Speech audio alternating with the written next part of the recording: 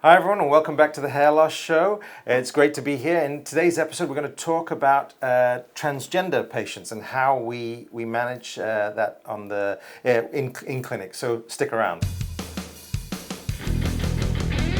Welcome to the Hair Loss Show.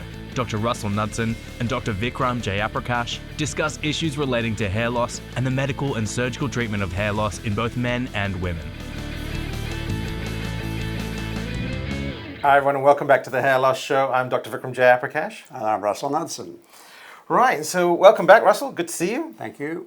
We talked about one of the things that we haven't really broached across the lifetime of the channel is managing hair loss in transgender patients that are transitioning from either male to female or female to male. And so I thought what would be a good idea is that if we sort of unpack that, and today we can probably talk about today's episode, we can talk about transitioning from male to female, and what are the implications, what are the things to potentially consider in that sort of population group. Yes. Well, this is a great topic because in my practice and your practice, mostly it's males transitioning to females that we see in the practice. And when we look at the age group of the patients coming through, it varies from early 20s through to the 50s in my experience. And therefore they come in with varying degrees of hair loss, which is one of the reasons they're coming to see us, of course, is because they've got hair loss. And it's a rare thing, in my experience, to have a male patient that has castration, for example, surgical castration. Usually it's chemical castration, meaning that they use medications to suppress testosterone. So as we know from our previous videos, testosterone transforms within the body to dihydrotestosterone, which initiates the miniaturization of the hair follicles in the upper skull. And that doesn't change. The amount of enzyme activity doesn't change in the transitioning process. It's merely the amount of testosterone that's available. So in men who are wishing to stay as men, we can't block the androgen receptor, which is where the testosterone and DHT binds. But in these patients, we can. So we actually have more tools for our transitioning patients than we have for our non-transitioning patients. Correct. So typically they will come to us if they've already been worked out, which is normally the case, on estrogen and also on testosterone receptor suppression, like spironolactone, for example. And so in this situation, often if they've come in on about 12 or 18 months worth of therapy, they probably have stopped progressing their hair loss. But if they haven't stopped progressing their hair loss, we still need to do enzyme blocking as well. So some of them will come on in finasteride, for example, but others don't. So I look at their last 18 months if I can, if this is part of the process, to find out whether they've achieved complete stability or not. Because this is a very important concept, like it is for any of our patients when we're talking about doing surgical supplementation, for example, hairlines. So from that perspective, I like to have that little bit of recent history to know how that's going to work and add finasteride in, or in fact, as an off-label, dutasteride. So for example, I again look at the aggressiveness of the balding. So if I've got a younger patient that's got more balding, I'm going to be more aggressive in supplementing their therapy to control it. And so in those circumstances, we augment sometimes what we see. Other times, if the patients seem to be relatively stable, then we just encourage them to stay on that medication, which they'll do for many reasons, not just for hair loss reasons. And then we can discuss the surgical plan. And sometimes the surgical plan varies a little bit. So, for example, if the transgendering patient from male to female is not yet fully living as a female in society, and then sometimes we'll bring the hair loss back to a more neutral hairline while they do that transition, and then feminize the hairline at a second stage later on. And this is a really important point because I learned this from you, which is that it's not a binary. We talk about the various different labeling, and I use the term binary in the sense that it's not okay. I identify as male and now identifies as female. There's usually a transitioning process, and part of our job is to be able to support them during that phase where, if they're looking at identifying as one gender, personally and then professionally as a different gender, and then being able to navigate that pathway and having a hairline that is appropriate on both fronts. Yes, that's right. a real skill set. That's That a real challenge to. That is, and in fact, the patients typically change in their private lives before they change in their professional lives, for that very reason. And they have other issues. For example, they have issues to do with voice training.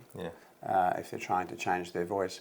And then there are the other surgical things that may happen, the shaving of the Adam's apple, maybe some facial surgery.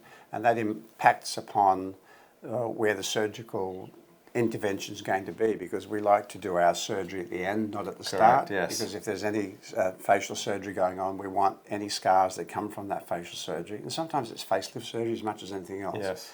We want those scars to be able to be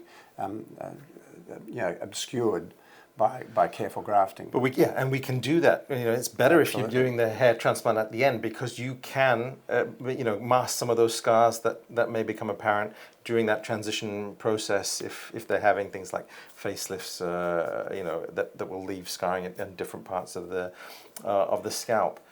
The other thing I want to just touch upon, and I'm interested to hear, because some people, and it's great if that happens. They understand where they are early on in life. They understand that they want to transition earlier on in life. And then there are people who make that decision later on in life, who have already experienced a significant amount of hair loss. And that's a challenge in itself, because you've got someone with has lost a significant amount of hair, and has got very limited donor hair at that point, and still wants to be able to identify as female in that scenario. How do you navigate that? I think the challenge? The most challenging thing about people with hair pieces is how it looks at the hairline. And so in that circumstance, if we don't believe that we have enough donor hair to actually give significant density, the thing to understand is if you're going to be treating the transitioning patient, they don't want a see-through look or a semi-thick look. They want a dense look, which is to be like a fully functioning female type density. So in those circumstances, it makes more sense to suggest to them that they look at using a crown or a posterior hairpiece here, and we do high density grafting at the front that allows them to actually have some kind of flexibility of styling. It can expose a hairline, can wear the hair back, give them all of these options. So it can be a hybrid of the Absolutely. two sort of and strategies. I've done that with a number of patients in the past where we've done that hybrid strategy. I remember once, and I'm going to give an example here. Obviously, I've learned many things from you, but one of the things, not just a platitude. One of the things I do remember was we were in clinic together, and you were very honest and open with someone and said, "Listen, I don't want to waste your time. You don't have. You probably don't remember. You just don't have enough donor for us to make a significant impact."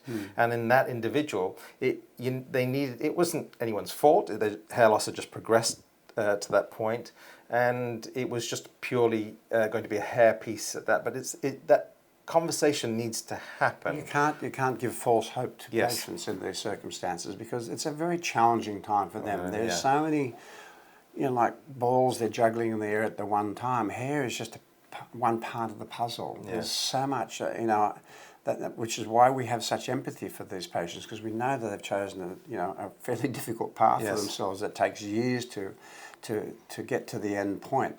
And so to waste their time is criminal. And you've got to be sympathetic, but you've got to be honest. And the thing is that these days, the technologies with surgery, the technologies with hair pieces, and the technologies with medication are so improved now that usually there is a combination of those things that really are going to allow these people to be happy to function going forward in their preferred gender. So I think the take-home message to the audience is, if you're considering this, surgery as usual is not the be-all and end-all of what's going on here. It has to be part of a comprehensive treatment package and a management. But I think, and just circling back to it, I don't think that, like we've talked about before in other aspects, surgeries, it's not a one-stop shop in these individuals. Sometimes it does have to be we do have to plan multiple surgeries in that To individual. allow that transition to happen in a gradual Yes. and acceptable way to them, so that it isn't a shock to them or to the people that they care about. Correct. So I think that's important. So it's really important. It's not just this is the hairline I want. Let's go and achieve that. So there's probably a more intricate conversation that needs to happen about planning and the staged process that occurs over time. But it's a really good point to bring up, and I think it's a conversation that needs to be happening more frequently. That's right. There's a lot of consultation required, a lot of planning required, and it's a sophisticated ability to work out where this fits into the puzzle, where that fits into the puzzle, and when to do it. Yes. The timing is critical, but we are usually able to do an excellent job, and the patients are extremely happy and gratified that you've taken the time and the effort to help them. Fantastic. Well, I hope you found that useful. I think that's a really important topic to discuss. Thanks again for watching, and we'll see you on the next episode. And don't forget to subscribe and keep sending us questions. Thank you. Thanks.